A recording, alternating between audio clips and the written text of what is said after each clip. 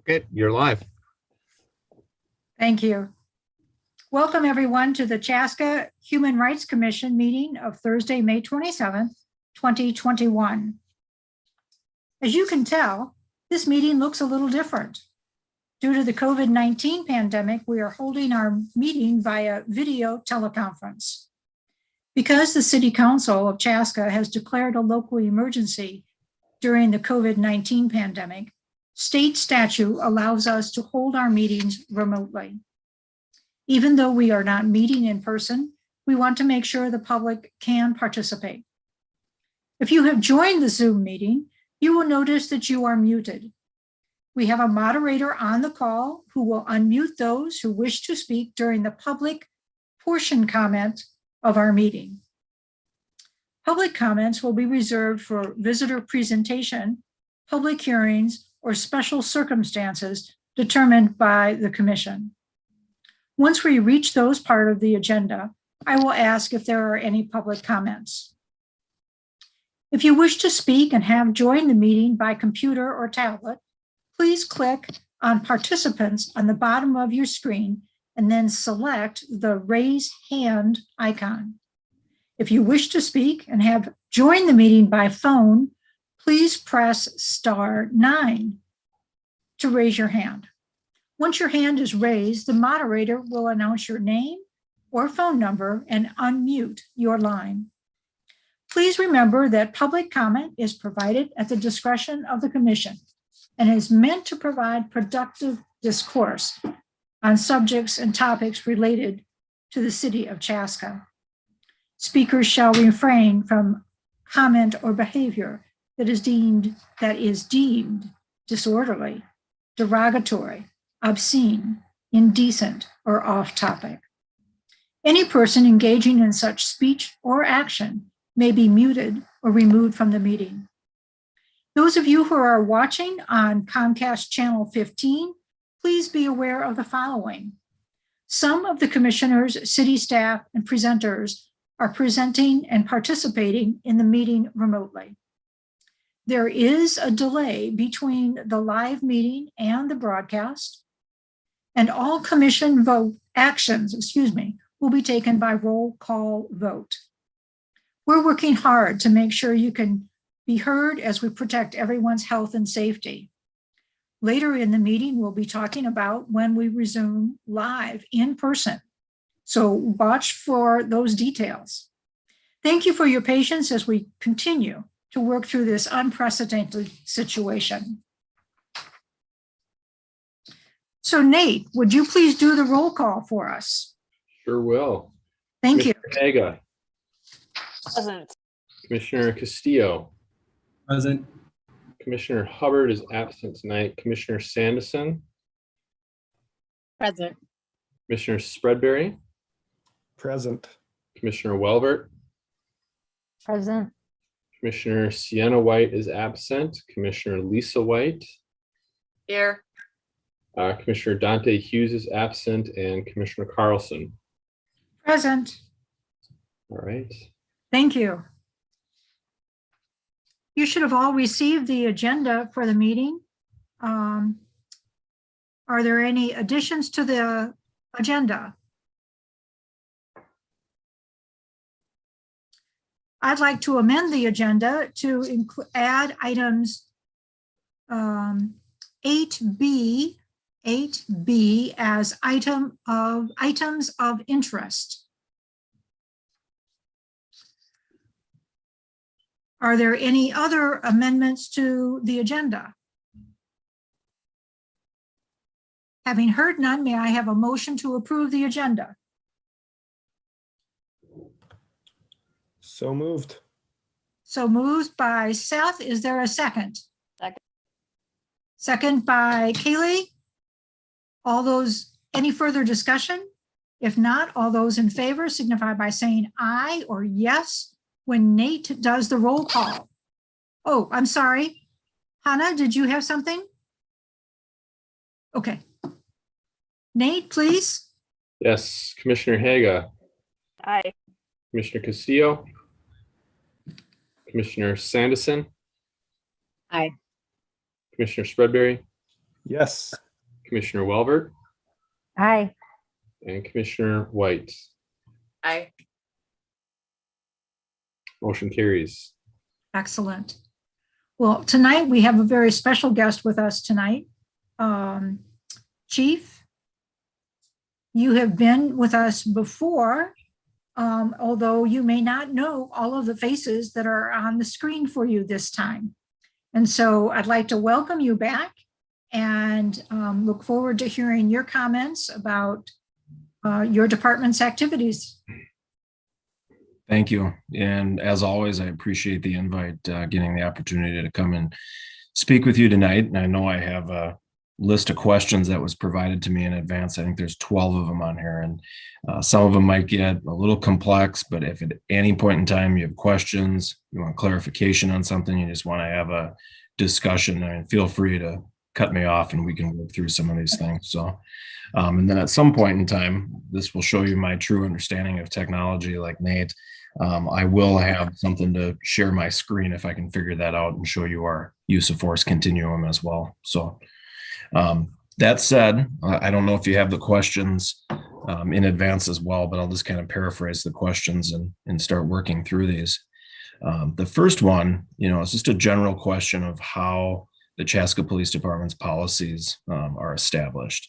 And there's a few pathways which this occurs, but one of the primary ones that we focus on, because they're usually our most critical policies, is I talk about state mandates. There are specific state mandated policies that all law enforcement agencies in Minnesota have to adopt what by statute says a substantially similar policy. So a lot of agencies will just completely go with the template model policy that gets pushed out from the Minnesota Post Board, which is the Peace Officer Standard and Training Board, and they govern all of the post licenses for every licensed police officer in the state. And when we have a mandated policy, obviously we follow the statute and we're substantially similar, but we don't just put in a boilerplate policy. There's some room in there, things that we can change, the wording, and make sure that it's agency specific as well. So critical policies, a lot of those are going to be derived from the state. Then there's also something that I would call industry best practices, which is probably the bulk of your policies that an agency will have. And historically in Chaska, up until about the past year and a half, those, it's a combination of things. The old adage, don't reinvent the wheel unless you have to. There's a lot of agencies that have produced documents and policies, and those, took shape here. And there might be some customization, if you will, to make things specific to Chaska. But within the past year and a half, the city entered into a contract with an organization called Lexipol. And they're an organization that in all 50 states, they assist police departments in putting together policy manuals, making sure that the policies are in tune with statutory changes in best practice. And our city and police department adopted that about a year and a half ago. And there is quite a bit of manual work that has to be done by staff at the department as well. And we are getting quite close to rolling that manual out in its entirety, which I'll talk about again here in a little bit. And then there are other policies in an agency that are completely discretionary in nature. So there's truly a couple different ways that we get to that policy formulation. But whether we're talking about a state mandated policy, a best practice, or one that's discretionary, I think the biggest key to look at, an agency has to commit to a continual review and adaptation of all types of policies. It's just like when you go and you buy a new TV or a new computer, the minute that you turn that thing on, it's already outdated. And I think that's the way that we have to look at our new policy manual. The minute that we enact that and we get it in place, we also have to commit to that continual review because these things can get pretty stagnant very quickly. And then also, I think, some policies can also be based, when we're talking about those discretionary areas, what reflects the community interest as well, which is another thing that we would factor in. So I'll talk more about the policy manual when we get to one of the subsequent questions as well. I think this is a really important question, and I have quite a few bullet points to discuss, but number 2 is what kind of policies, procedures, or training have changed here at the Chaska Police Department since this June 16th report last year that we put out. And that covered, our training, our policies, procedures, things, how work was done on and before June 16th. So again, going back and focusing on the state mandated policies, quite a bit has changed with the post mandated policies. So obviously we followed suit in those areas. And the biggest one is probably the deadly use of force statute, which I'll cover again in one of the subsequent questions. A lot of significant changes there. I'll skip that until we get to that point. But the use of force policy, there's been some significant change. And again, this was state mandated, and some of it we already had in our policy manual. And some of the things we were not instructing prior to June 16th either, but this brought formality to it by way of policy. And one of the most significant changes was a ban on any type of neck constraint or anything that might be classified as a chokehold.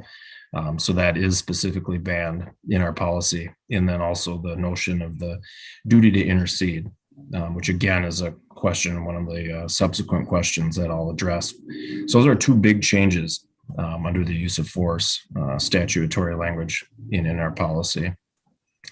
On the training side, we definitely have put additional emphasis on crisis intervention training, which we have in interest in expanding what would basically I could describe as the gold standard of crisis intervention training, which is a 40-hour training requirement for officers to initiate and complete, which greatly exceeds the state mandated, which I believe is 8 hours of crisis intervention training that has to be done every license renewal cycle.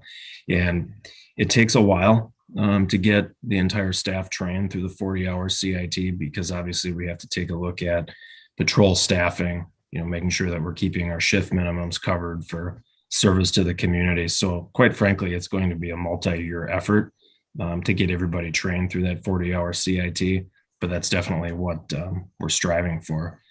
And on top of that, without getting into a lot of the details, unless you really wanted to know, we also have implemented some new training methodology that I would describe as more scenario-based, which has been both in person as well as with some simulators. So truly it is simulating, real-world encounters to the best of our ability without actually doing it in the field. And these scenarios, I think, create a situation where we can better prepare officers. They're not all, lose scenarios. It also takes a look at, how is the officer communicating with the individuals in the scenario? Are they employing de-escalation strategies? And if done properly, the scenarios end in a positive outcome. So again, I'll talk a lot about probably best practice, and I think that's another reflection of industry best practice. Another thing that we brought back is the vitals application.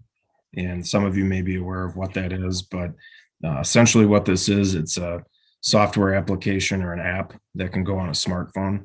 And if individuals in the community that perhaps they have a family member or themselves that have some form of special need or a disability that they feel they want law enforcement to know about prior to our encounter with them, there's by way of some kind of a beacon, which again, I can't speak to the technology, but if we come within a certain proximity of that beacon, we can retrieve that information via that app on the smartphone. So, Hey Ryan, Yeah. Hannah is a new commissioner and far more polite than I am, but she's got her hand up, and I just want to make sure we don't get past her question before you move on.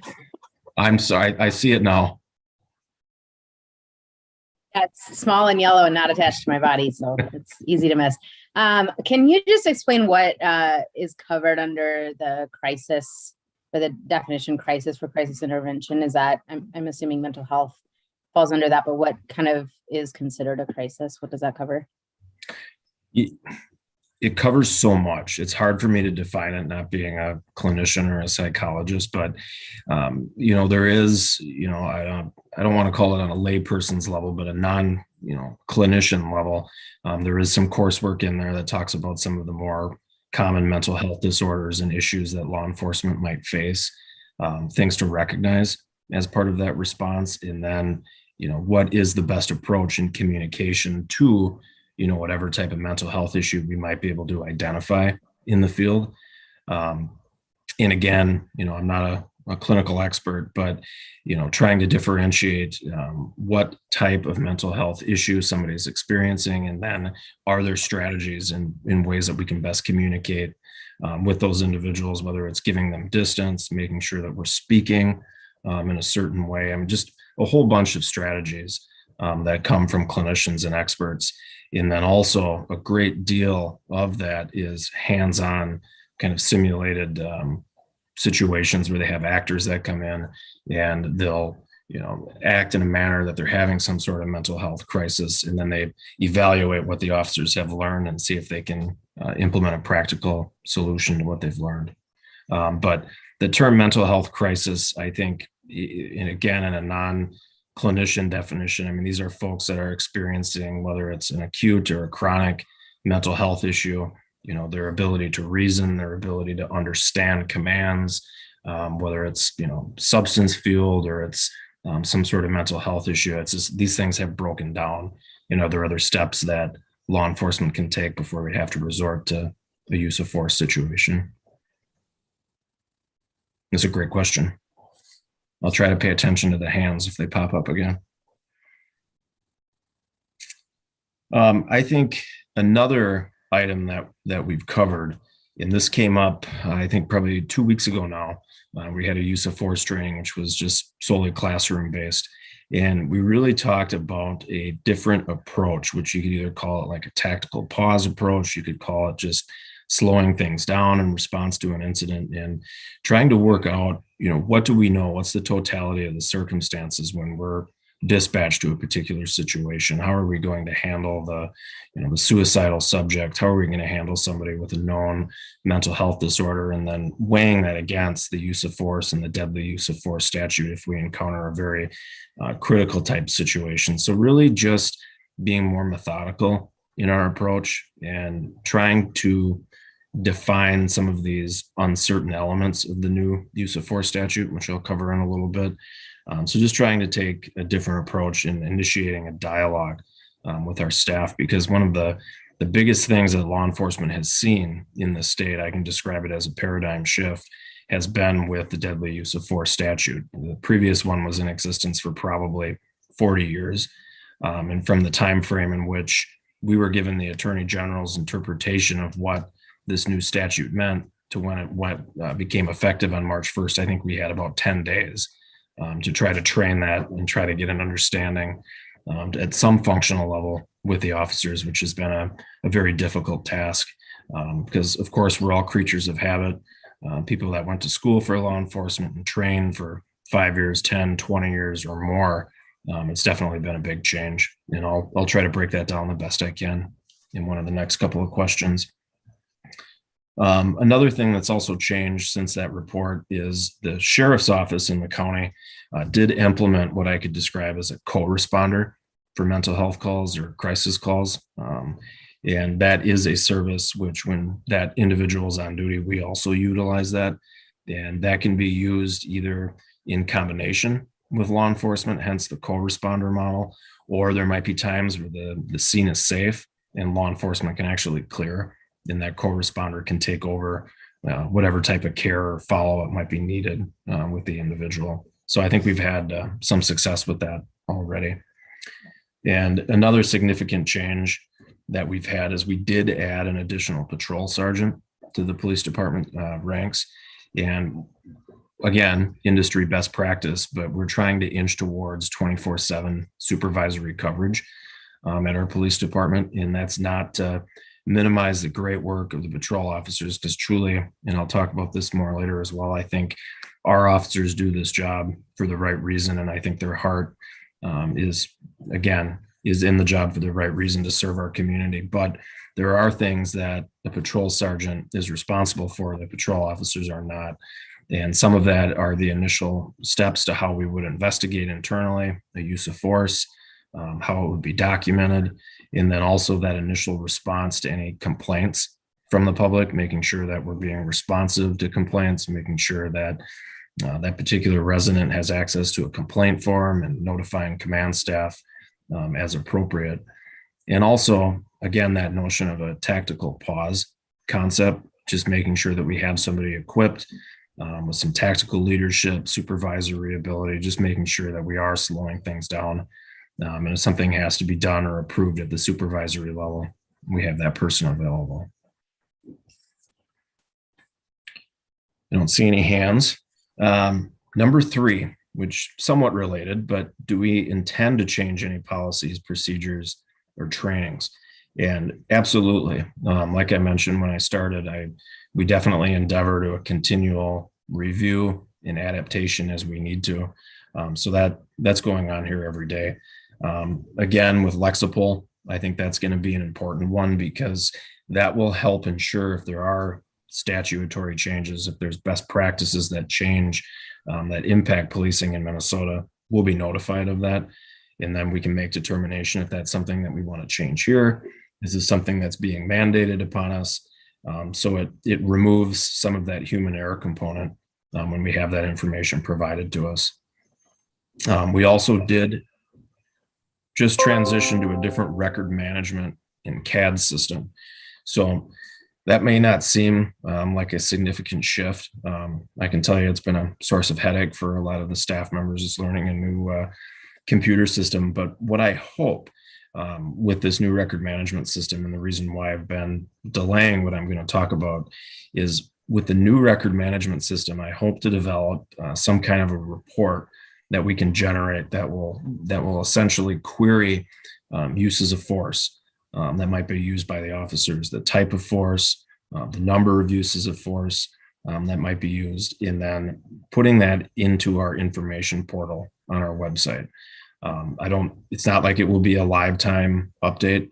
Maybe it's something that we update monthly, maybe it's quarterly. I think we would probably take a small bite initially. I think quarterly updates will probably be where we start, just inching towards more data sharing and transparency, which would be something coming here in the short term, hopefully. And then also in that information portal, I do plan on putting information regarding reported complaints and misconduct that might be reported against any of our staff. I think I put this in the wrong section. It should have went up above, but we did generate a new citizen complaint form. And this has been put on our website for better accessibility, and it was translated into a couple different languages as well. And it does have an option for electronic submission as well, which was directly related to feedback that we had received from the community. I'm also entertaining the idea of putting some kind of a form on our website that would allow for anonymous submission of information. And it might be regarding, an encounter with an officer, a concern about a particular incident where maybe somebody doesn't want to file a formal report, but they feel like police administration need to be aware of a concern or just some kind of a general comment. The only thing that gives me pause on this is we see it quite a bit with social media is folks think that they can report crimes and they will get a police response by text messaging, by sending a message on Facebook. And I also am concerned that this will just add an additional form where somebody maybe wants to report a domestic assault. And it's just, we just don't have the staff to monitor this 24/7. So it doesn't come without risk, but I do want to entertain some kind of mechanism where, we give people greater opportunity to report information to us if perhaps they don't trust the system, if that makes sense. Also, definitely I have a continued effort to look at our training. Are there different types of training opportunities, whether it's, a crisis intervention, it's different methodologies with de-escalation, different use of force training. That's always something that we commit to that ongoing adaptation and review. Another one, as you all know, technology changes so quickly. But I think as a department, we have to remain committed to looking at any new technology that might be available, ways that we can improve our interactions with the community, especially as it comes to tools and things for use of force. Years ago, I'm sure most of you are aware, we, before my time here, implemented the bowler app. Obviously, we have taser devices as well. But one thing I did authorize a change, and this is for what most people would call pepper spray. There's a new device on the market that has a much greatly reduced decontamination time because the traditional OC spray, even if you dump water on your face, you do different things, that irritation remains for, I don't know, probably at least 45 minutes. And if you shower later, it reactivates and you kind of get the same respiratory effects. You know, your eyes will water, things like that. This new device that I authorized, I mean, with a small amount of water from a water bottle, decontamination is complete. It doesn't reactivate again in the shower because it's a water-based product, and the duration of the impact on an individual is significantly reduced. And there's also no respiratory impact. I saw a few officers take an exposure on this a couple of weeks ago, and I was impressed by the product. And I think it's an example where, you know, technology improves and we can consider implementation. Number 4, transitioning to another important topic, which is recruitment. And specifically, you know, what efforts have we made to recruit, hire, or retain African-American officers? And unfortunately, when it comes to retaining African-American officers, right now it's a moot point because we do not have any African-American officers. But in terms of recruitment and hiring, this is a priority. But I will be very frank that recruitment right now is a challenge everywhere in Minnesota, very much so. That said, you know, it's not an excuse to give up on recruitment by any means. So I'm in the early stages now of putting together a recruitment committee at the police department. And this is a cross-section representation of our staff or licensed staff, people from different walks of life, different ages, which I think will bring strength to the table on different ideas, different approaches. And where it goes from there, I think the best way I can describe it, I was talking to a guy that worked in human resources in the private sector, and he framed it, you know, we talk about recruitment a lot, but also look at it as talent. Who can we find? You know, who are the best candidates? Who's going to represent our community and our community interests? And I think there's a lot of talent out there, but I think what we need to commit to, like in the private sector, is how do we market? How do we attract those candidates to our city? Because recognizing that recruitment is more of a challenge today, I think we need to put in extra effort to get that talent at our police department. And a couple strategies that I have in no particular order, but one of them that attracted me to this position is the city put together a recruitment brochure that profiled the city, profiled the police department, and also the position. And I think we need to do that across the board for all of our police department positions, and also highlight what this community has to offer, because I think there are a lot of strengths in this community.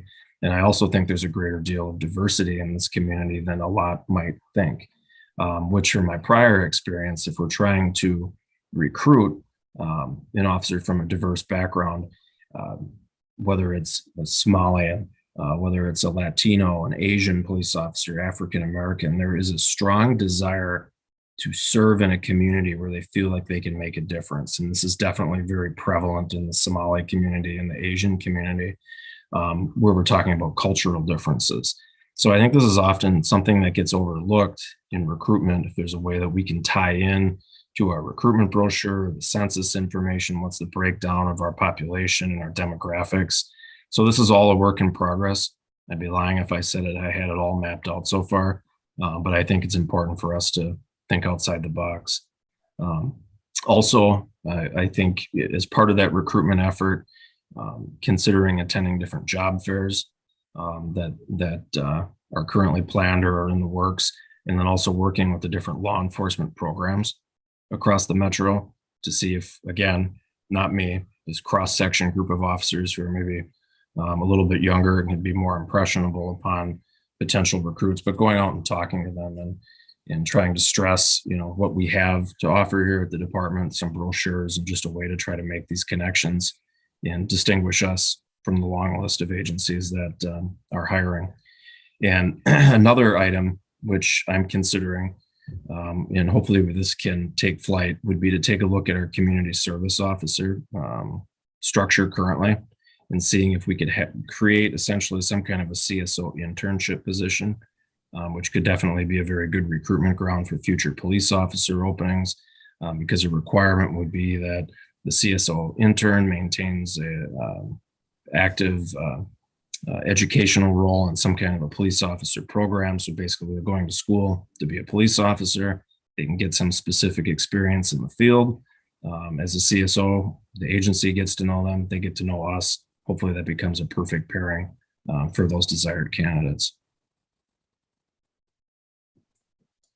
Chief, Yes, ma'am. I have a question. I'm quite familiar with the police explorers and had the opportunity to work with many of them over the years. And I'm wondering, is there a natural progression when you are an explorer that you would pursue a police background, a police officer background? Like going to school? Is there scholarship opportunities for kids, for the explorers? Yeah, I don't know what the breakdown or the percentage would be. I mean, I think there's probably a fair number of police explorers that go on to pursue a career in law enforcement. Certainly not all of them. I know there are scholarship opportunities that periodically exist for kids to transition into a law enforcement program, and I think that would be an angle for us to consider as well. And I think for students or youths that are transitioning out of the Explorer program going to school, the next logical step in that process, for us to take a look at could be potentially that CSO internship program as well. No, Yeah, I can tell you, Commissioner Carlson, we have a couple officers on our current Chaska PD force that started out as explorers and have spent their entire career at Chaska. So it is a pipeline. That's for sure. That's a great question. The next question, number 5, talks about are Chaska officers required to go through implicit bias training? And the answer to that is yes. And I talked about the post board earlier, which is the licensing authority for every licensed cop in the state. And that is a requirement for license renewal. So every 3 years, I forget the total number of hours, it might be 8 in implicit bias, but they have to perform training in what they call crisis response, conflict management, and cultural diversity, which implicit bias falls under that particular category. And what does this training look like? Couple different forms. I think, looking at it through the spectrum of COVID-19, a lot of police training went virtual, as much of our world did. So I think most of what's been done over the past couple of years has been online or web-based training. I know there historically was some in-person training prior to COVID, but what it looks like, number one, in no particular order, but officers, or I'll call them students, that go through the training, they have to demonstrate an understanding of race relations and the impact that has on policing in the United States. And some of that is contemporary, some of it's historical. When I've gone through it, I can tell you from personal experience, it's both. And then also taking a look at the ongoing influence of race relations and strategies to reconcile past injustices and the importance of fair and impartial policing. Also taking a look at policing practices and how they have historically alienated or angered disadvantaged communities. And also having a look at oneself is a part of the training, and understanding, people's or officers or students' own implicit biases, and also being able to distinguish the difference between what's an implicit bias, what's an explicit bias, and also talking about how, certain types of behavior can negatively impact police community relations. So it's kind of probably what you would imagine when it comes to implicit bias. And a lot of it is just looking at oneself. And then in the coursework, there's some examples of how an implicit bias can inadvertently affect an officer's decision-making and how they interact or deal with a particular situation. So that is absolutely required. Number 6, asked about if the Chaska Police Department has a policy regarding stopping a driver for expired tabs or minor vehicle equipment violations. So currently in the state of Minnesota, whether it's expired registration, it's a burned out headlight, or some type of equipment violation, by statute, officers are able to enforce those particular laws, conduct traffic stops, things of that nature. So here in Chaska, to answer this question, there isn't a policy that prohibits any types of traffic stops unless it's based on a bias policing or anything that would fall under the impartial policing policy. But what's important to note here is, I don't know if you're aware of what the Lights On program is. So essentially what this is, we started participating in this about maybe 6-7 months ago. It's a micro grant from basically, I think, federal or state government with some corporations. And when you participate, you get a stack of vouchers. So if officers conduct a traffic stop on a vehicle that maybe has a headlight out, a tail light out, instead of giving a citation or a fix-it ticket to the driver or owner of that car, you give them a voucher. And what this voucher is good for is, we've also partnered with local auto shops where these people can take the vouchers in, they can get the headlight, the tail light, whatever it is, fixed at no cost to them, and they're back on the street. And that equipment violation has been eliminated. So what I'm getting at with this is this truly trying to implement outside the box thinking, and not necessarily being punitive by way of a citation or being punitive with some kind of a fix-it ticket.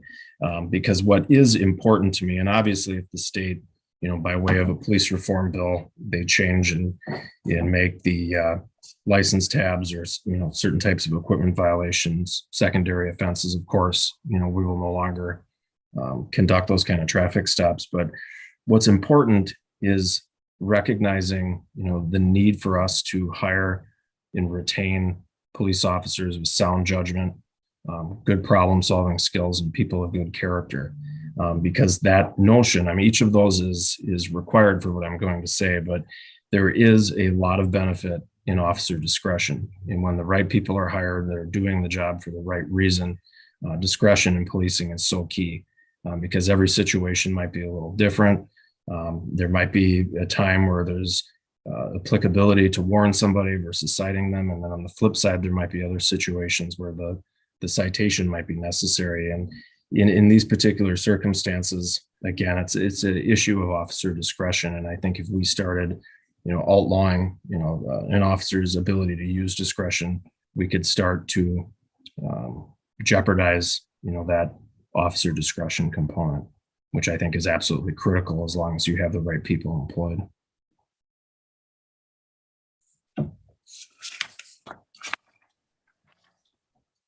Number 7. So we're getting into some of the more complicated ones, and I will do my best to break this down. So if any of this gets confusing, please let me know. So this asks, what is the Chaska Police Department's policy regarding the use of lethal force to effectuate an arrest warrant? So what I did in response to this is I basically just pulled up the new deadly use of force statute, because that's obviously what would govern from a legal standpoint what an officer would be authorized to do in a deadly force situation. So I will regurgitate some legalese here, so bear with me. But under this statute, it outlines that the use of deadly force by a peace officer in the line of duty is justified only if an objectionably reasonable officer would believe, based on the totality of the circumstances known to the officer at the time and without the benefit of hindsight, that such force is necessary, number 1, to protect the peace officer or another from death or great bodily harm, provided that the threat can be articulated with specificity by the law enforcement officer, is reasonably likely to occur absent action by the law enforcement officer, and 3, must be addressed through the use of deadly force without unreasonable delay.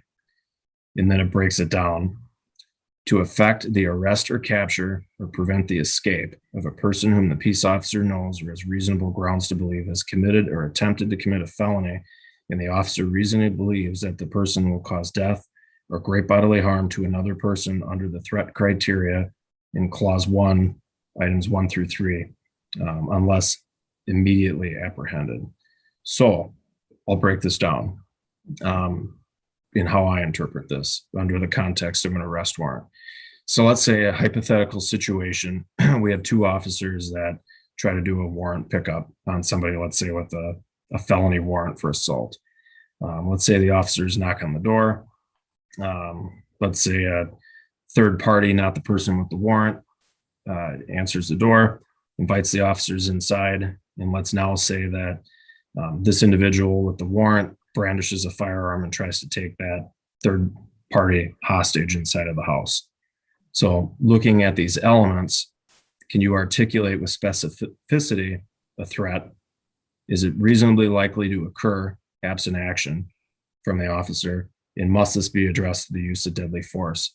So it's very complicated. So to answer this question, there's nothing that would immediately authorize the use of deadly force to effectuate an arrest warrant. It just doesn't exist. It would be a determination of what threat is present at the time. Does it have to be addressed without unreasonable delay? And also, what can the officer articulate at the time? Is it a known weapon? Is it a potential threat? So there's a lot of complexity to this, but I think the best way I can summarize it is there has to be some kind of a direct threat that can be articulated at the time. So I'm sorry for all the legal language I threw at you, but any questions on that one? I have a question. What are officers trained as far as what constitutes like imminent threat, or, I mean, the objectively reasonable standard is tough, but I guess I'm wondering, in their training, how are they taught to process that or think about things?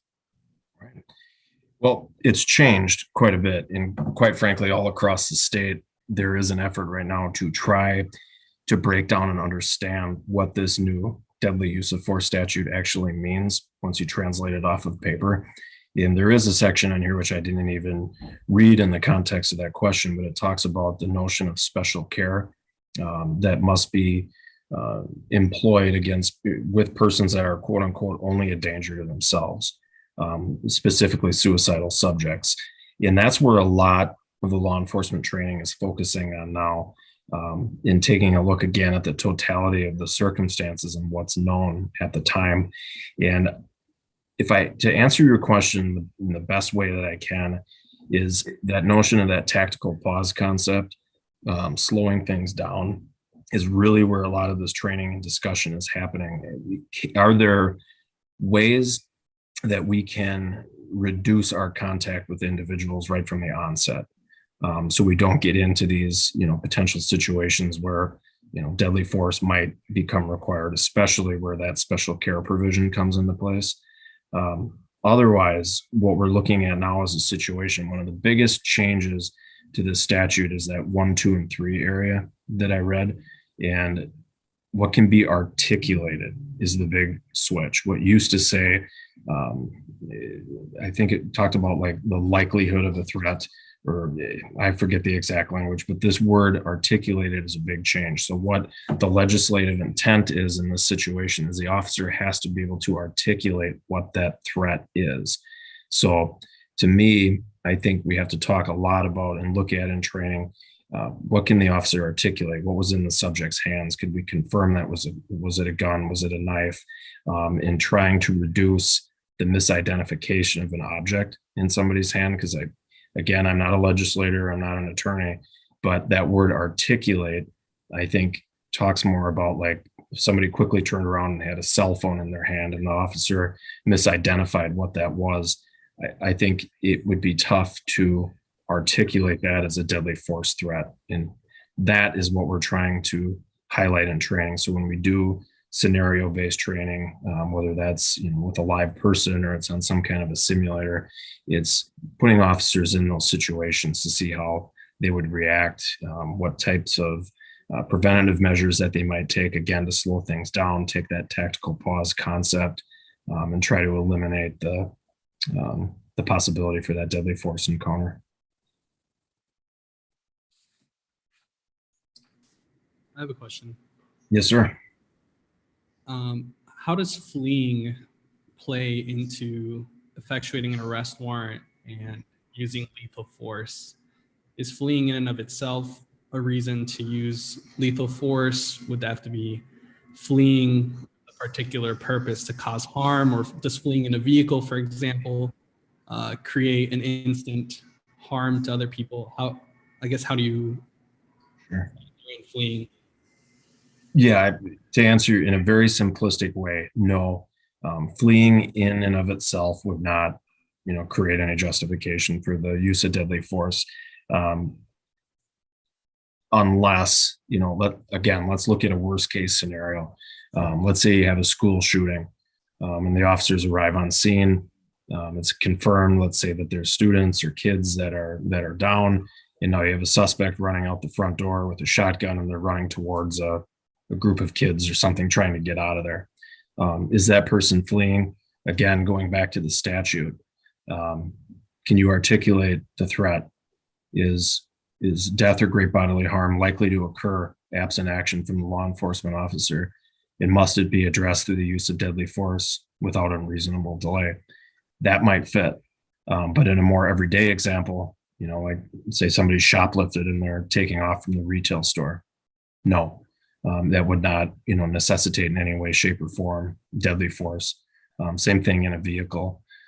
It doesn't do that in and of itself. And quite frankly, with a lot of pursuits, especially our response to pursuits here in Chaska, is we have to weigh the risk to the public. What's greater? Is the pursuit itself a greater public safety threat, or is the delayed apprehension a greater threat? And most of the time, the danger is to the public from a pursuit. There's a better way to identify these people and, arrest them after the fact. There'd be very few examples where flight itself would be, authorizing deadly force. Thank you. Thank you. Number 8 asks about Chaska Police Department in requesting no-knock warrants. So this is not something that comes up commonly here. In my little over a year with the department, I'm not aware of any no-knock warrant requests that have been made. It is something that in the search warrant affidavit, which is basically the justification for the warrant, it's kind of like typing up a college paper, that would get submitted to a judge. I mean, we can make that request for what would be called either a no-knock warrant, a nighttime warrant. That request can always be made, which would have to be approved by the judge. But these are for true cases where there is a great public safety risk, either to neighbors in the surrounding area. It might be to the officers based on the type of crime or whatever type of offense was committed. But, without going into too much detail here, when these warrants are issued, tactics are very important. I'm not a SWAT commander, but I've been on these kind of warrants, and I can tell you the particular approach to a nighttime warrant or a no-knock warrant is key. And also thorough investigation is absolutely critical, making sure that we know who's inside this house, who resides there currently, are there kids, are there dogs? And there's a lot of variables that have to go in to these types of warrants, and quite frankly, any warrant. And again, I don't want to talk too much about tactics, but really have to look very carefully at how that warrant will be served and who might be inside that house, and confirming whatever information is available. But it certainly would not be your standard or typical warrant. It would be an exigent circumstance based on the offense, and served by a SWAT team as well. Number 9, this is a very good question. Can you describe an officer's duty to intervene if they witness a superior officer violating a CPD policy? And specifically, it's usually going to come up in the context of use of force, probably for our discussion. So I mentioned at the very beginning that, of course, this is now in our policy, and we did cover it specifically at our use of force training 2 weeks ago as well. But basically the way it articulates is that regardless of rank or tenure in the department, every member has a duty to intercede when they can practically or safely do so. And most of the time in law enforcement, I think the importance is to stress to everybody that if you see your partner and they know each other well, if they seem stressed or they've been the primary officer, maybe dealing in some kind of a hostile situation, is relieve them when you can. Have them take a deep breath so we don't see any inappropriate use of force. I mean, I think that's where this all starts, is making sure that we have that cooling off period when we can. But of course, if something were to transpire and another officer observed it, there is an expectation to make sure that you intercede, whether that's, yelling at somebody to stop, whether you physically have to stop that situation. That is the expectation, that an officer would intercede. And that's both in our policy as well as the state statute regarding this. And again, that's regardless of rank or tenure. So if that was a chief or it was a captain or something like that, the expectation would be an officer would intercede despite or regardless of that person's rank. And then also the requirement in policy and state law mandates reporting of that conduct to the CLEO, which would be the police chief or the sheriff, depending upon the agency. And we also made it clear here that if that allegation is against me, that would go to our city administrator, which is the person that I report to directly. Any questions on that? Because I think that is an important topic. I have a question. What occurs if someone doesn't intervene? What does the review process look like of that incident? So more than likely that would probably turn into an internal affairs investigation. Without getting into, I could probably talk about this for an hour, but we would notify anybody that was involved directly in that incident, maybe somebody that we had knowledge had secondhand information of that incident. We basically would issue a notice to each of those involved members that they were under an internal affairs investigation. So to the best of our ability, I would order or mandate no further discussion on the topic unless it was done through the appropriate means in a sit-down interview as part of that IA process. The members or the officers involved have the right to legal representation through the union, and then we would conduct an investigation, which would consist of interviews, looking at body camera, video, maybe the squad video. If there's any witnesses, any cell phone video that was collected, and we would take a look at all of that data. And then a determination would have to be made, based on, was there injury to the subject? If there was, how much? Is this something that is a policy violation? Is this potentially a criminal offense on the part of the officer? So those kind of determinations would have to be made. And if I thought that it was in a gray area, or if I thought clearly that maybe some criminal statute had been violated by the police department, I'd turn it over to another agency to investigate. And who makes that determination that you mentioned? That would be me. For the city of Chaska, if it happened here.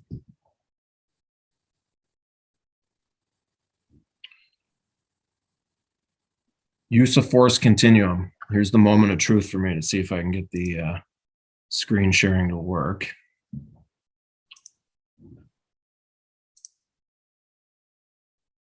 Can you guys see that? Yes. Perfect. So I was asked to share our use of force continuum, and I almost had one of our use of force instructors to come in and explain this, but I think I can probably properly walk you guys through it.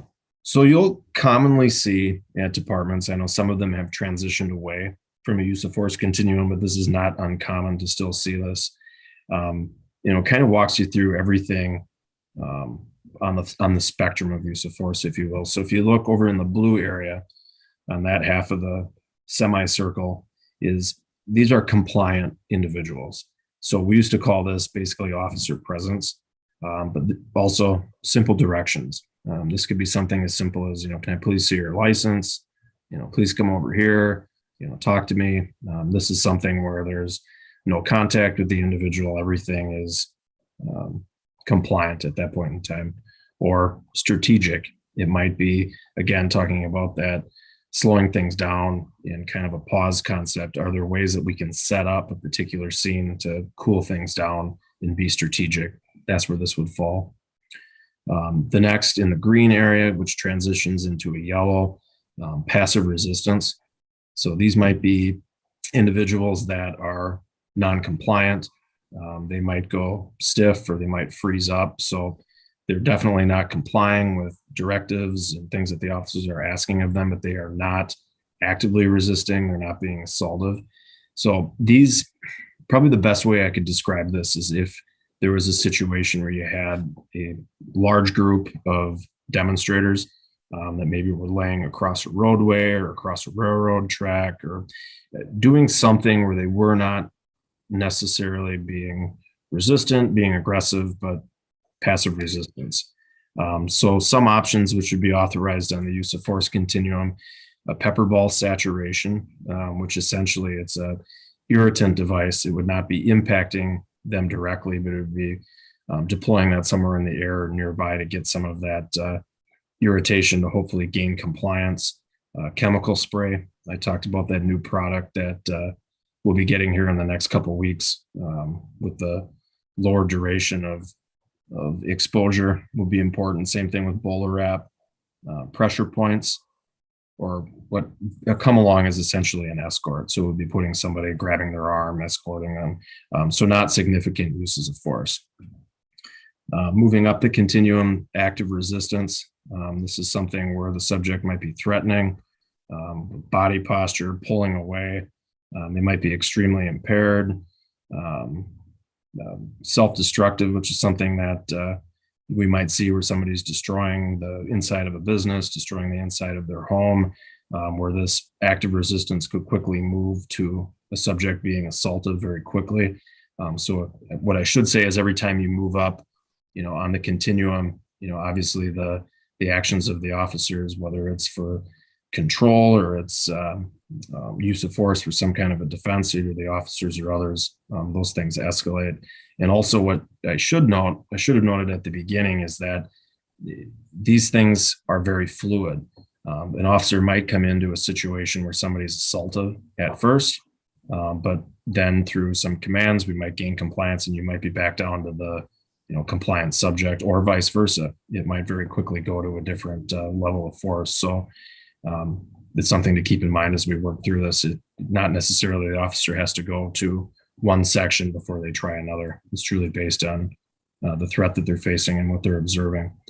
But with that active resistance, what might come into play here would be a taser device, which could either be displaying the taser and giving some kind of a command, get on the ground, put your arms behind your back, or it could be a taser deployment. Leverage control techniques. So again, some kind of an escort hold. Pain compliance techniques, which is something most commonly you would see with a joint manipulation with somebody's wrists, their fingers, things like that. Or a takedown, which ultimately would be to put somebody on the ground to better control them, put them in handcuffs, and get them to a squad car. Assaultive would be the next layer of the use of force continuum. So this is something where somebody has caused physical injury, physical aggression, or attacking the officer or someone else, which could be punches, strikes, kicks, and they're causing harm or substantial bodily harm. So this is where we would look again at what we would describe as impact weapons, which could be something like a baton, pepper ball device, which again is a small pepper ball that gets emitted from a device, and it does have a chemical irritant. It also does cause pain when it strikes someone, but making sure that it's targeting what we would call a green area on somebody's body. So you'd be kind of talking center mass, not somebody's head or sensitive parts of their body. It could be a hard hand technique, such as a strike from an officer's hand, a foot, a knee strike, or a takedown. In the last part of the use of force continuum, these are deadly force situations. So that's either the use or the threatened use or display of some kind of a deadly weapon, firearm, knife, club, bat, the things that you might envision that would be capable of causing great bodily harm or death. And, what could the officer use in these situations? Probably one of the most common is a firearm, a vehicle, potentially, depending upon the circumstances. And you might ask, why is impact weapon here? Well, an impact weapon under assaultive really focuses on where that device is being used on the subject's body. So it would have to be used in an area, whether you're trying to prevent a strike. So if you're striking someone's arm or their leg, trying to prevent them from hitting you, or if you're targeting, a portion of somebody's leg or somewhere on their body, center mass, that would be under that assaultive category. But now, if you're using that same impact weapon on somebody's head, on a sensitive part of their body, it could be construed as deadly force. In any types of prohibited areas, so we talked about earlier, a ban on chokeholds and things of that nature, it does fall under deadly force. If it was a situation where maybe the officer was on the ground and that was the only recourse that they had if they were trying to get disarmed or something to that effect. So again, I know it's a lot of information to consume, but usually what this is used as is a visualization for either new officers or for officers when we go through in-service training, just as a means to look at this, talk through these points, and try to best understand in a fluid dynamic situation how this works. Any questions?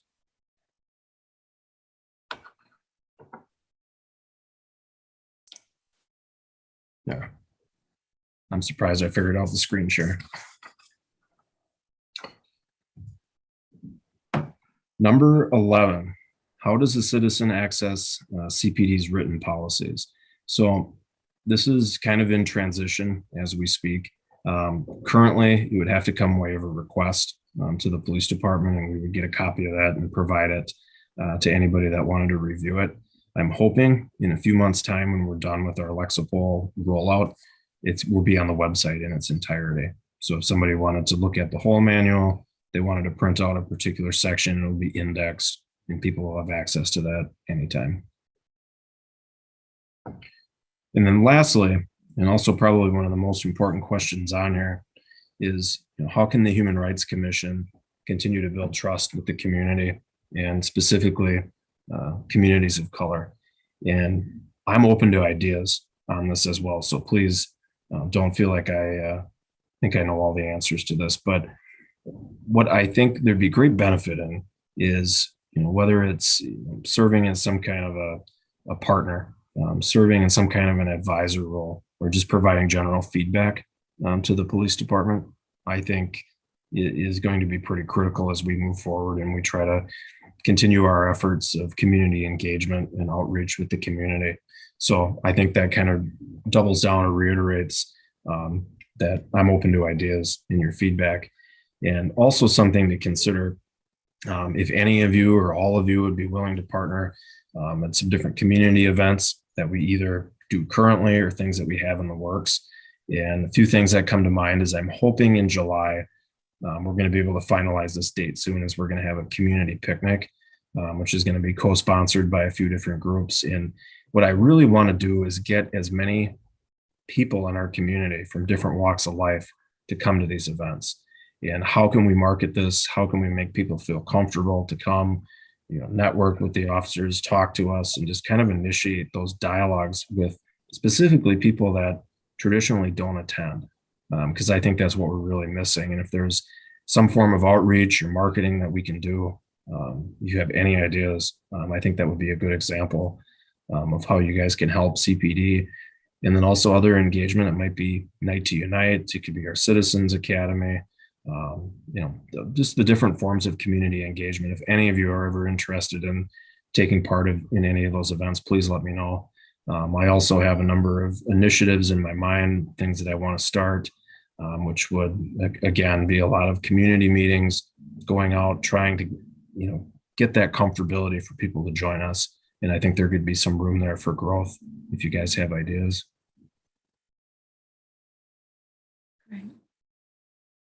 Ryan, it was interesting for me to hear you mention Citizen Academy, because as you were giving your presentation tonight, I thought, boy, this is sort of the Cliff's Note version of that, perhaps. So, and I would encourage any of you, I know some of our council members have done it in the past, participated in the Citizens Academy, and it's offered both by our Chaska PD and the Carver County Sheriff's Office, I know, does a similar experience as well. So there's opportunities to get to know both.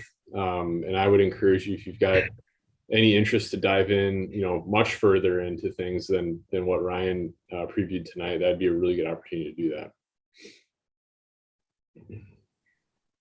And, the key there, like Nate alluded to, is, the experts, if you will, from whether it's our department or the sheriff's office. I mean, we do have instructors in use of force, and we have people that specialize in these areas. And, you can get their kind of direct, interpretation and understanding of each of these key areas. This isn't a very creative idea at all, but I work for a nonprofit. I'm an immigration attorney, and one of the things we've found is that the use of the word citizen can be a put off to people. And people feel uncomfortable or don't know what it is and don't want to interact with events or programs with that word. So I don't know, if renaming is possible or explaining what it is or something like that. Sure. No, I think that's a good point. And I do my best to steer clear of the word citizen in a lot of our communication and use the term resident or, other different language. I think Citizens Academy probably is one of the lingering terms that gets used just because a lot of people understand what it is, and it's probably just been solidified as a common practice. But I think that's a good point, something that we could look at.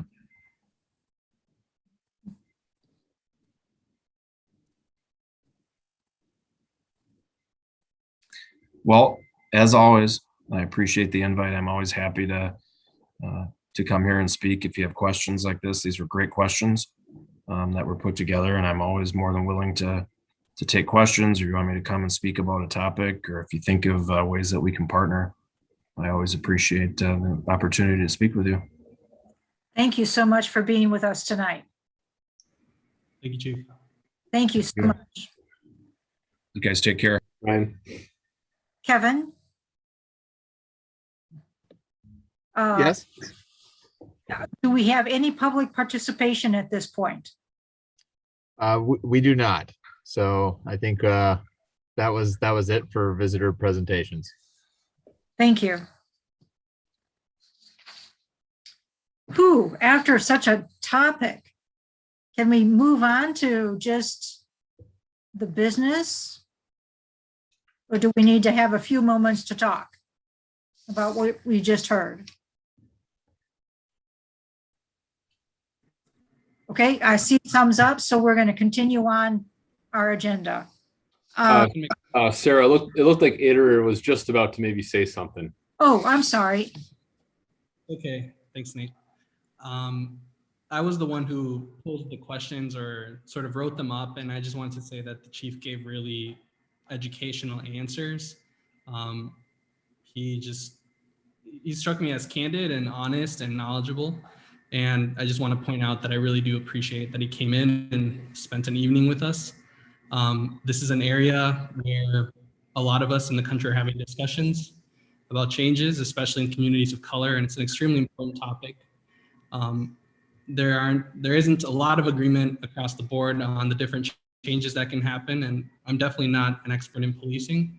So I'm really thankful that someone who is an expert in policing came in and spoke to us, and I really did appreciate that he dove into each question in detail.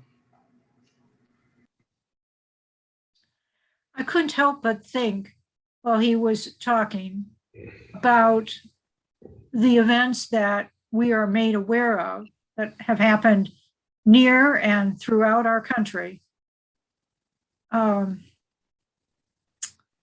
how, I don't know if pleased is the right word, but how I'm thankful that we have a police chief that is receptive to meeting with us and talking about how changes can happen within the department. And that just struck me as being really positive.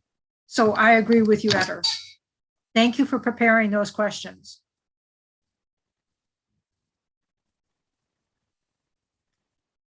Okay, so now moving on. We have the minutes from April 22nd that needed to be reviewed. And if there were no changes, I'd entertain a motion to approve the minutes of April 22nd, 2021 meeting. So moved. Motion made. Is there a second? Second, Welbert. Thank you. We have a motion made by Eder, seconded by Jen. If there's no further discussion, all those in favor of approving the minutes signify by saying aye or yes when Nate does the roll call. Commissioner Castillo, Aye. Commissioner Sanderson, I'll abstain. I wasn't at that meeting. Commissioner Welvert, Aye. Commissioner Haga, Aye. and Commissioner Carlson. Aye. All right, the motion carries. Then moving right along to our treasurer's report. Nate, I think you spent some money on our behalf this past month. I sure did. Yep. So there, in this last month, there was an expenditure of $42. So that was for 3 T-shirts, and those T-shirts are for our newer Human Rights Commission members. So they are all suited up or ready to get suited up for the River City Days booth at minimum, and anywhere else they want to wear their T-shirt. So Great. So with that, I guess I should report the balance that we have available is $1,883 available yet to spend. Thank you. So now we hear about the committees and activities that we've got planned. And I think first up is the exciting calendar committee. Who is going to report on the calendar committee? Or Nate, do we rely on your staff report? Well, Nate, you can go ahead. I'm the only one here. The other 2 are not here. So I can update a little bit on what we've talked about for June. And Nate, if you want to provide more info, then I will be able to give. But we were discussing kind of focusing on a couple of larger,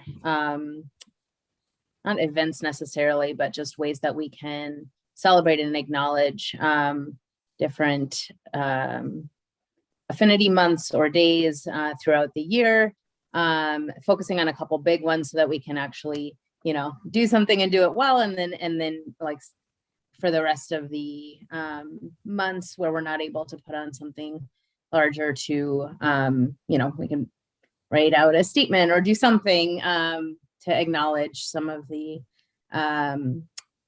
dates and months that we wanted to highlight as a committee and as a city.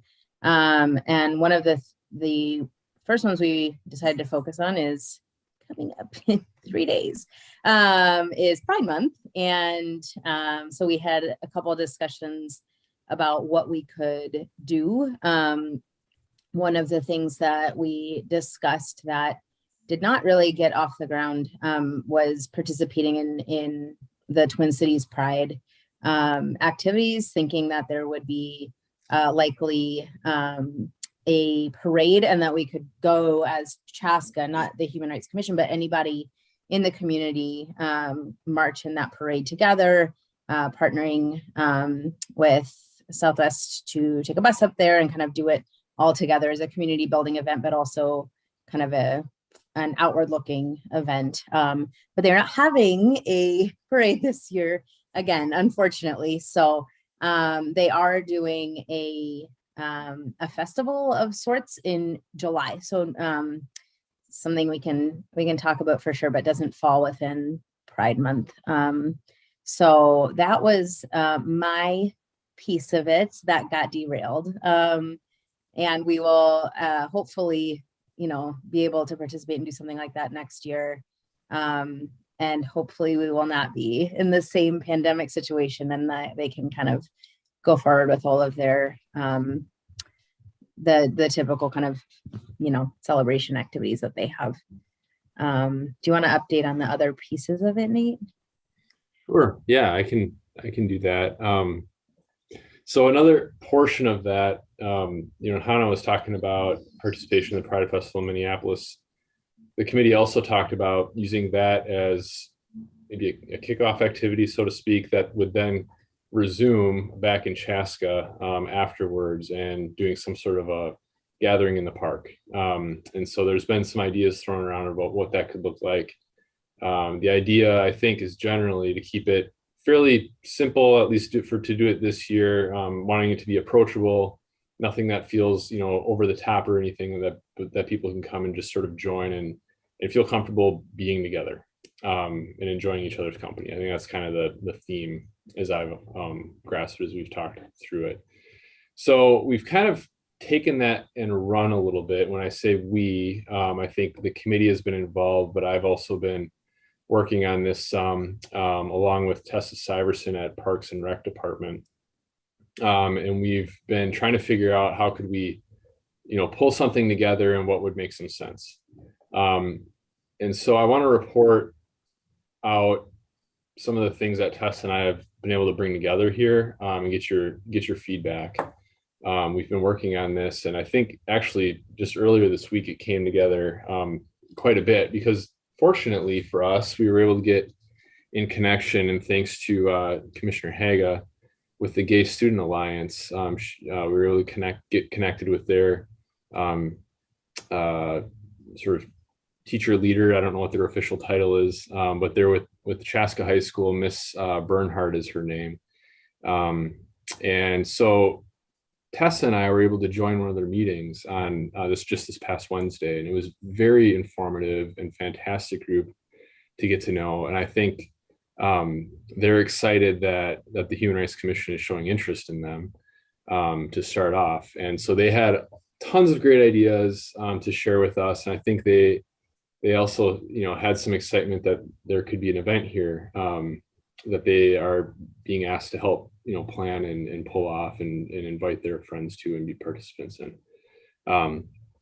So we talked about a lot of things, but I think the ideas that came together was to focus on June 27th. One of the reasons for that is that that's typically when the Minneapolis Pride celebration occurs, is that last weekend in June. But also, just sort of practically speaking, there's availability in the park that day. So, let's take advantage of that availability. The time that they thought would be good would be 4 to 6, that a little bit later on a Sunday, so that people who are maybe going out of town to their family cabin or whatever the case may be, or maybe back by then. It's also early enough that we're not bumping into people's curfews, and also still allows people to do a dinner plan if they've got a dinner plan. So that seemed to be a bit of a sweet spot, the 4 to 6 timeline.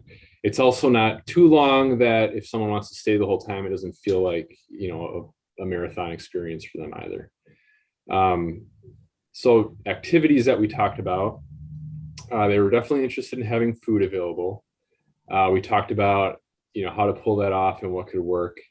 I think we landed on ice cream would be something that people would enjoy. I've been able to talk with the owner of Red Bench, Andy Mooney. He does have a freezer that can be on wheels that could be easily moved to the park, and he's willing to make that available to us for this event. So that kind of solves the melting issue. We also have access to ice cream because our Parks and Rec Department serves it out of their concession stand at Fireman's Park. And so it's as simple as, Tessa or I gaining access to their storage and grabbing some ice cream. So we can do that. So that's one idea. They also expressed interest in food trucks. So Tessa's got some ideas of food trucks that she's worked with in the past that she's going to approach and see if they'd be willing to be there. I think in that case, it would be, people would purchase what they want. It wouldn't be something that we're, paying for. The ice cream we did talk about, that's something that we could just provide and make available.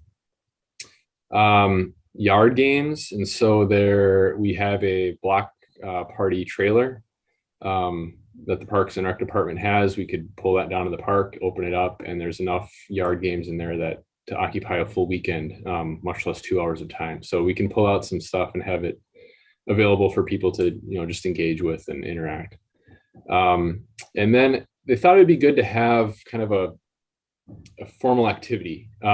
So we landed on tie dyeing. The kids were excited about that idea. So the thought was that could be easy to pull off. Tessa's done it before, so she knows how to do that.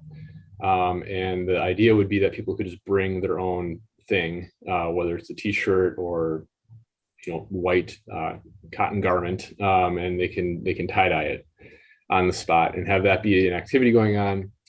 And one other thought was having a DJ present just to sort of set the mood. So they were excited about this. The students felt like that would be something that would be fun and that they would enjoy. So those are the ideas that, and there were other ideas as well, but those were the ones that we kind of came up with that we thought would be easily attainable in the time that we have and sort of fit within the approachable scope that we're trying to at least set for this year. And who knows, maybe it grows and we can think about it after this, but I think, let's make something attainable and something that people will hopefully enjoy, and we'll go from there and build some momentum. So that's the idea. And I don't know if there's any questions or comments on that. We do have a budget number to offer up on this as well that I'd like to throw out your way and get some reaction to.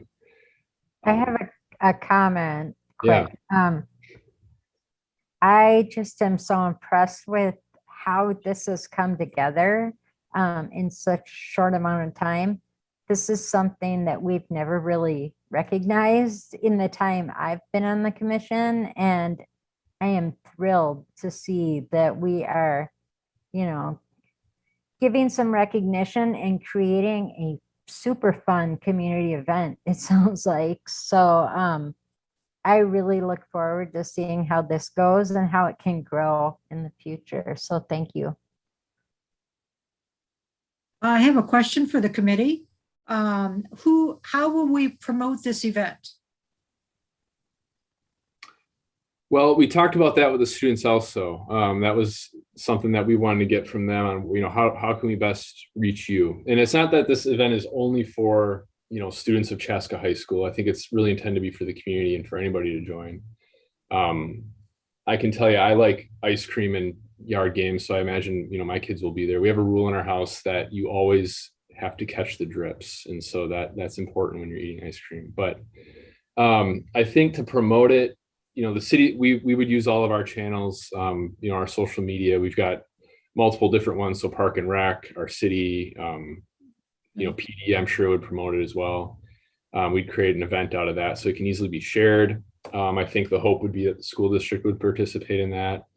If we can start getting it out, after tonight, if we can kind of know what our date and time is and that we want to do, what we want to do, I think we could start getting some information out, hopefully before the school year is done. And so we can take advantage of some of the direct communication that the school district can have to students to make them aware that this is going on. But we also talked with the GSA, the Gay Student Alliance, about, encouraging those folks to share with their friends too. So, kind of that person to person interaction, I think, is often more successful than anything else being invited directly. So those are the ideas that we talked about, trying to get it out in that way. I think, the students talked about some social media channels that the city unfortunately is not quite yet engaged in, like TikTok and Snapchat. And I say Kevin doesn't snap. Kevin may snap personally, but he doesn't snap for the city. This opportunity to do it. Chaska City TikTok. Do not endorse the city getting on Snapchat, just FYI. Well, what we could do is we could create it would be a small cost, but there's filter opportunities for that day that if folks are there, they can use a filter that we can create for that event in particular. So I'd say that'd be the best way to utilize Snapchat. My dancing isn't quite up to par yet for TikTok, so I'm still working on that. I have no idea what Kevin just suggested, but if he's good with it, I am. So let's do the filter. Nate, I wonder if we might also do some sort of letter of invitation to the community in the Herald and Villager. I think that might be a nice gesture too. Yeah, we could definitely do that. The students would make like a sign for the day of. Do you think they'd be like, I don't know. I'm not good at that. I guess I could try, but I know in my high school days, dated, we had like those big butcher papers, and we would just like make signs and whatever out of those things. I don't know if that's something they'd be open to.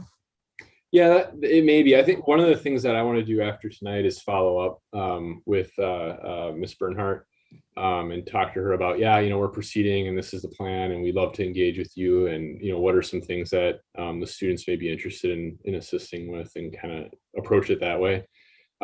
We also talked about, is there an opportunity to do some sort of a community art project the day of, and it just so happens that Ms. Bernhardt is an art teacher, so I don't want to be assigning her tasks in this meeting because she's A, not here, and B, doesn't know that I'm thinking of this right now. But maybe there's an opportunity to do like an outline of the Chaska Hawk, or just the word Chaska or something like that, and we can sort of paint that as a community together and make something that can live on. So that's one idea that was also discussed. Maybe that we could do at the event or something like that. To clarify, can you clarify, this is for the whole community though, right? It's Yes. not just a student Yep. type thing, just so that we make sure that we're inviting the entire community, and it's not limited to students. Right. Absolutely. So I think the important thing is now is you're going to propose a dollar figure for us to consider. Yes. So the DJ is something like $300 is what Tessa was able to come up with. The ice cream, we figure we would want about 4 3-gallon pails available. Whether we use them all is we don't know. But that'd be about $120. So they're about $30 for a 3-gallon bucket of ice cream. And then the tie-dye materials would be about $50. So I guess I would suggest that it would be helpful for staff to have an up to amount that we can work with from you all. And maybe it ends up being something less, but $500 I think would easily get us to where we need to go with what we've described.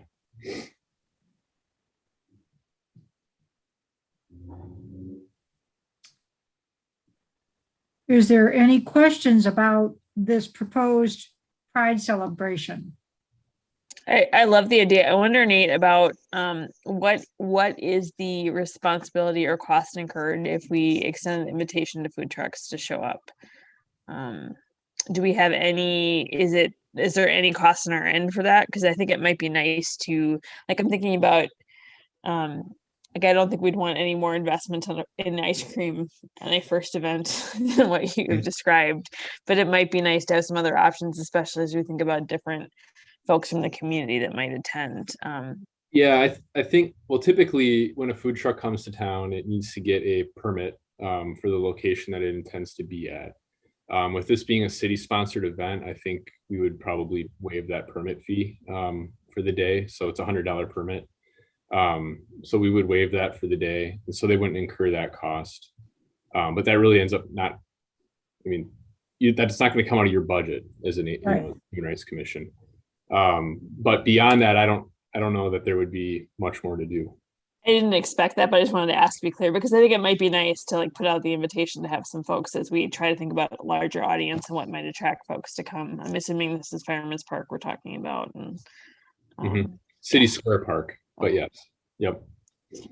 Okay.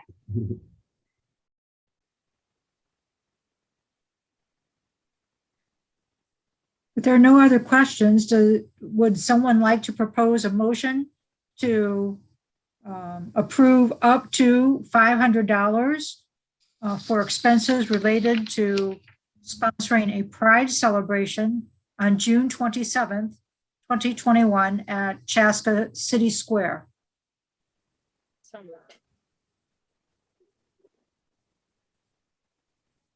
I think Hannah, Commissioner Sanderson made the motion. Okay, we have a motion. Thank you, Hannah. I could not hear you. Is there a second? Second, Welbert. Thank you. We have a motion to approve up to $500. Is there any further discussion?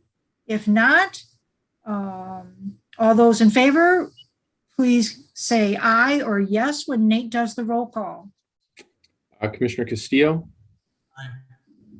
Commissioner Sanderson, Aye. Commissioner Welbert, Aye.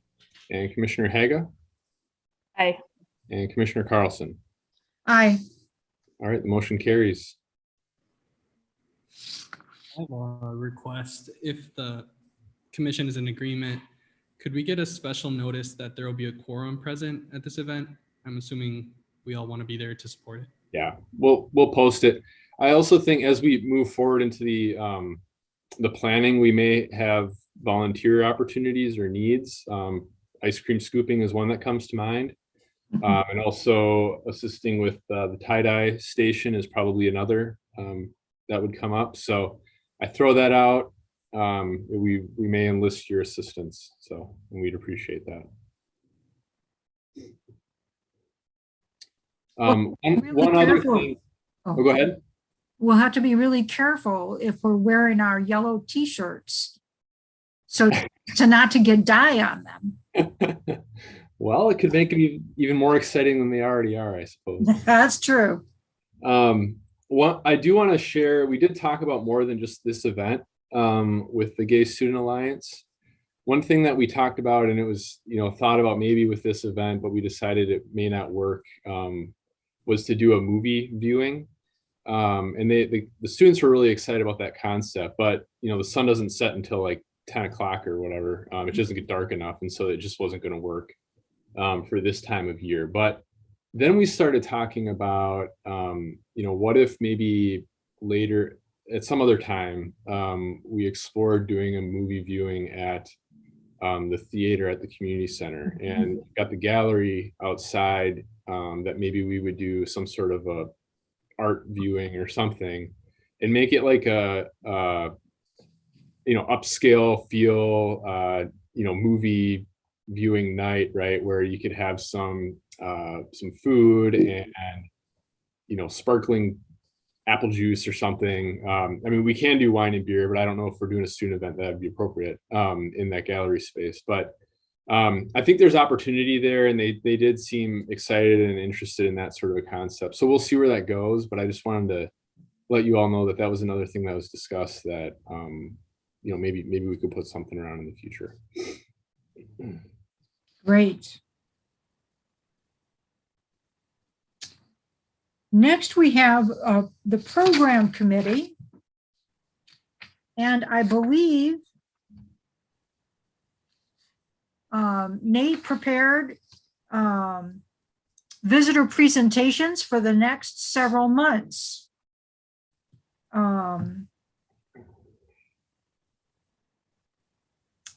So if there's any suggestions, it looks like we have at least through September, with September being possible work session associated with the concepts of housing, affordable housing, or housing opportunities here in Chaska, what's going on, kind of an update from the folks that do housing for our community. So looking to put that together for September as a potential work session. Is there any other feedback for potential speakers?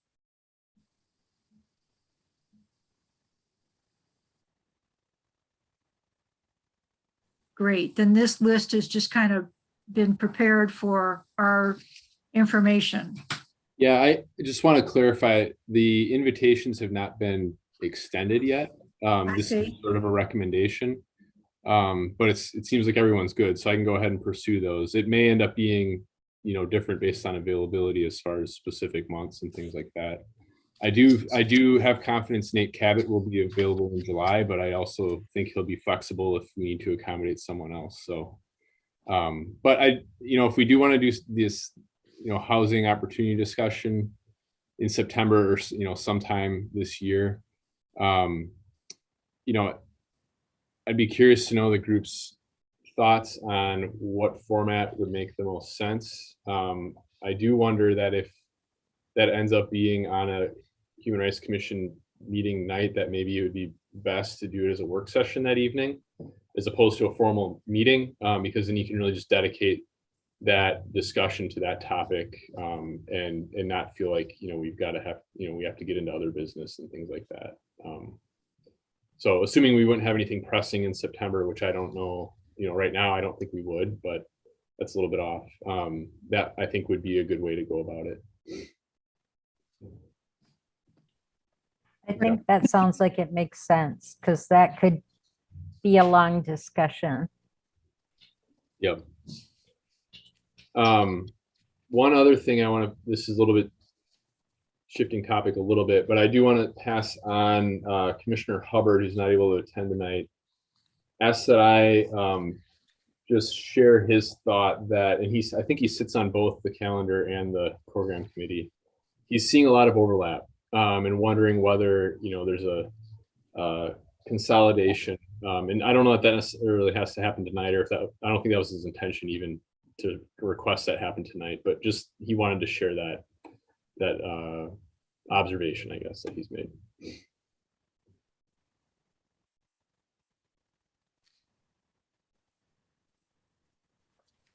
I'm definitely open to it. I don't, I'm not as familiar with the program committee, so I think it would be maybe helpful to hear from him and at the next meeting and just kind of more directly what the overlap is, but definitely open to it. Okay. Great.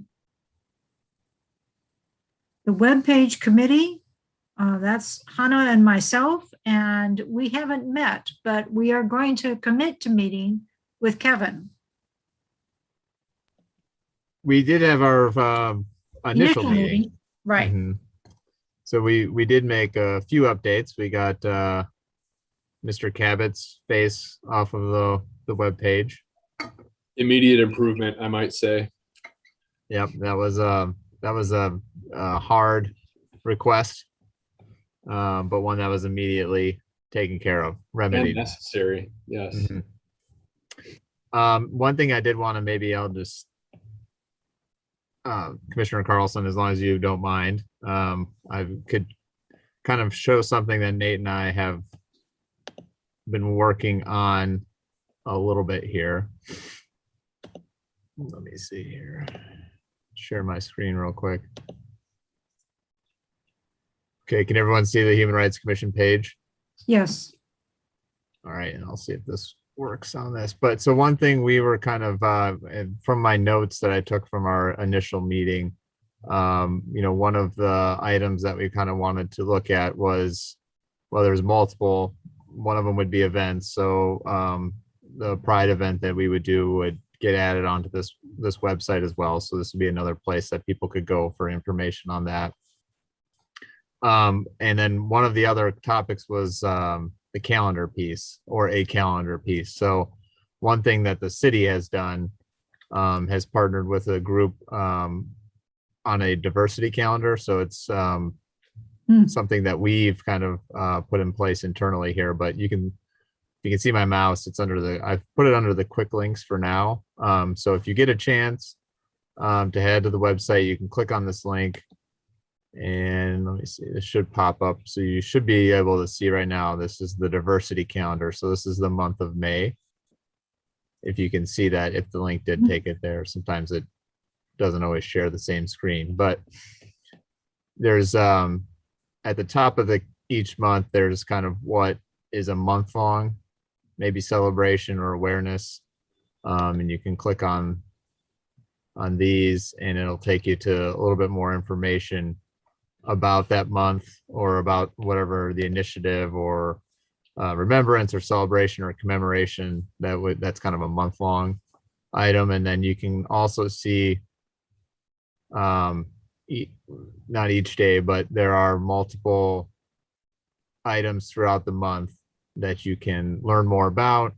As you hover over them, they'll give you more information about whatever that event or person or celebration is, and the history behind it. So this is something we've kind of implemented internally, but it's also something that is also more than helpful for the public audience as well. So this is something we kind of thought of as a potential option when we kind of had that category of calendar. So that I just wanted to kind of briefly share that as food for thought for maybe the calendar committee and the commission in general as something that is already kind of in existence that we could use versus trying to create kind of our own for the page. So take a look at it in your free time, and we can always get brought back up when we have our subcommittee meeting and then also in future meetings. For I think Kevin touched on it, but just for the commission's awareness, that this is a tool that we've embedded into all employees' Outlook calendars, and so it's something that people can use and toggle on in their sort of day-to-day work for both the educational opportunity, but we've also encouraged folks, especially those who are doing programming, to use that as a tool to think about, well, if you're doing a program, does it overlap with something on here that may be relevant that you could work into it? Or maybe it inspires, someone to say, well, this is a subject that we should do something on that we haven't before, and just, that educational and, creative experience that could come out of that. So. Great, thank you. It's a small thing compared to removing Nate's photo, but I figured it'd be worth sharing. There won't be any comment. The MLK celebration, we've had a meeting, but just some exciting news that I received today for a possibility for MLK is having a brief video presentation welcoming folks to the Martin Luther King Day event by individuals representing persons from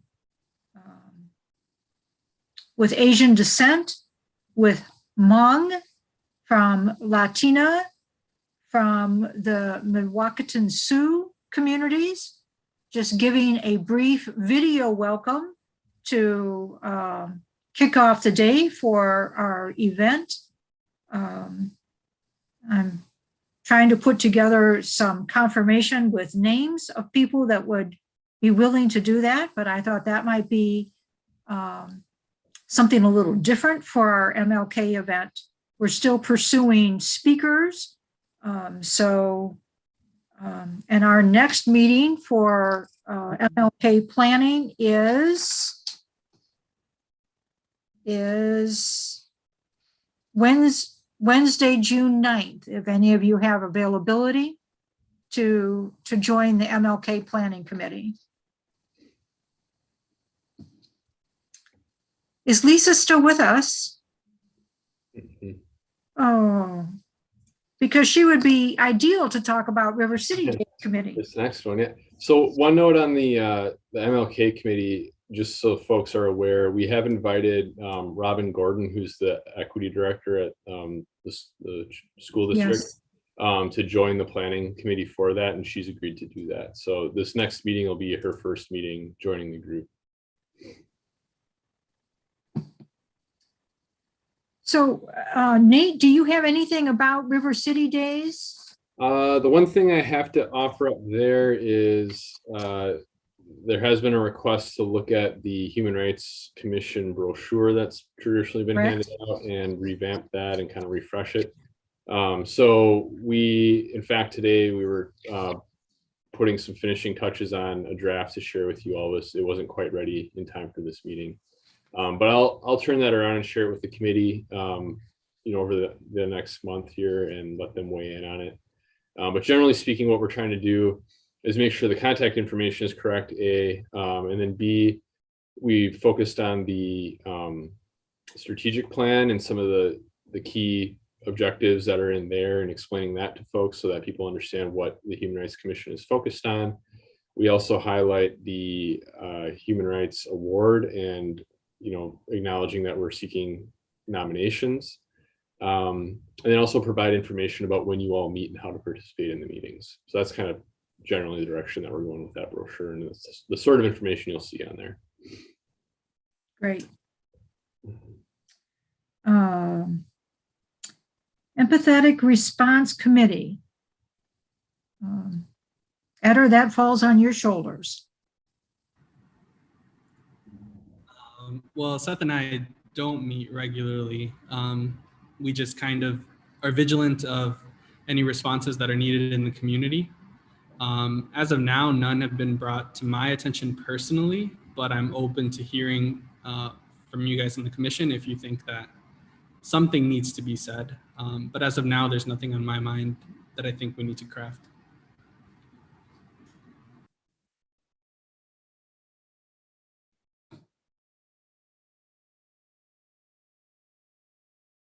Would a message regarding our event for June 27th be an appropriate item that,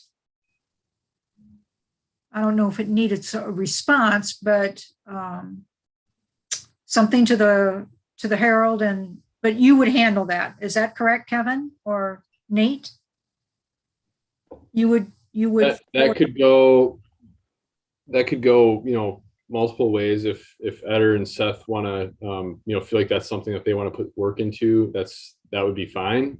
But if you'd rather have Kevin and I put something together, that would work too. I don't know, Kevin, if you've got thoughts other than that. Yeah, it depends on if you'd want to put like a letter to the editor together, then that might be better coming from the Empathetic Response Committee. But what we would probably share with the Herald would be more so the kind of the nuts and bolts of the event, and then kind of hopefully they would post that as a kind of an upcoming event type preview. And I think it falls more under that second category. So I trust the communications team to put that together. Great, thank you.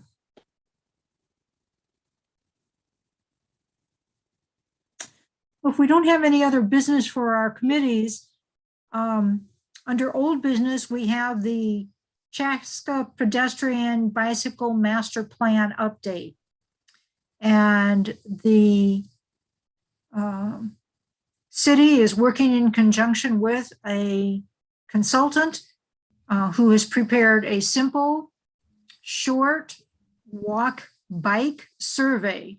And if you have not had an opportunity to take this quick survey, I hope that you will within the next few days, where the Bicycle Awareness Committee is looking for at least 1,000 responses.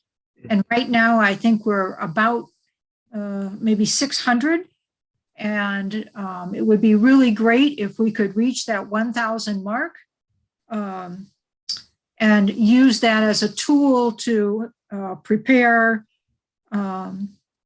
recommendations for our bicycle and walking prospects within Chaska. So if you could, please do that survey. And if you've already done it, if you would share it with your thousands of friends to also, maybe we can top the 1,000 mark feedback.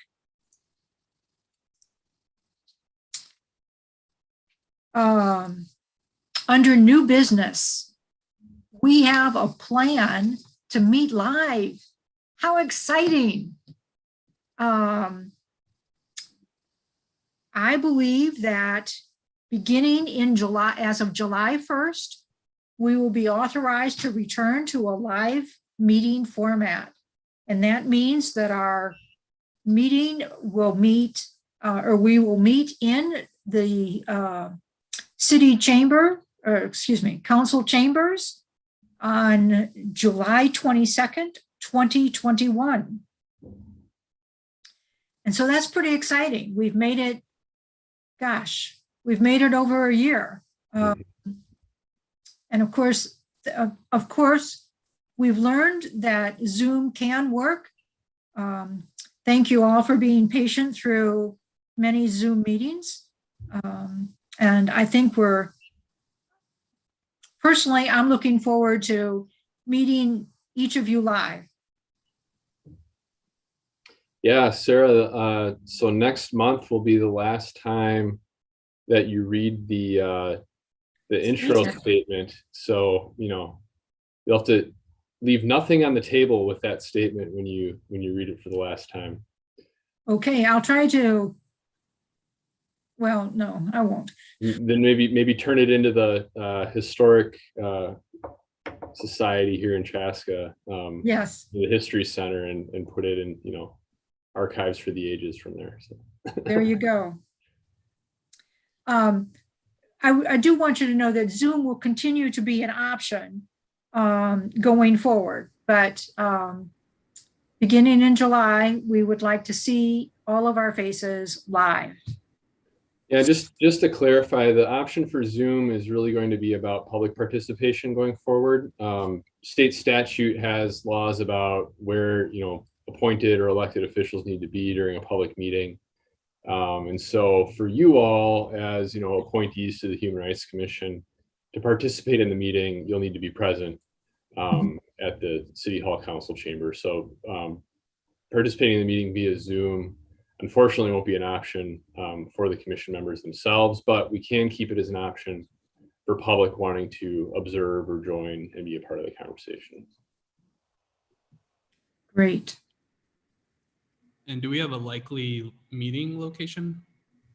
Yes. Yep. So it'll be at the City Hall Council chambers, beginning with the July 22nd meeting. The next meeting in June, we'll do as we are via Zoom, but then come July, we'll be at the council chambers. You get a fancy nameplate and everything at her. Yeah. Yeah. Have you gotten your business cards yet? I didn't request any. Oh, there you go. I added item 8B, items of interest, to our agenda because I wanted to announce that there will be a food distribution on June 17th, sponsored jointly by the CAP agency. And this will be at the old Gedney factory here in Chaska. Beginning in July, there will be produce distributed on the third Thursday of each month. So the third Thursday for July would be close to our meeting time. It would be, oh, that's June. Sorry, I didn't have the correct date. It would be July 21st. Also on July 21st at 5:30, the CAP agency, and Chief Seibert didn't say this, but he's planning to have a picnic with the COP. So that, although he talked a little bit about a community picnic, I don't think he mentioned the date. And I have that date is July 21st.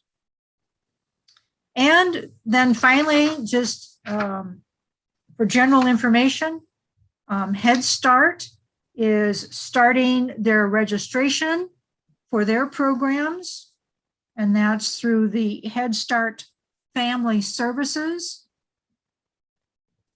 at the CAP agency. And the contact person's name there is Maddie, M-A-D-I, Sams, S-A-M-S.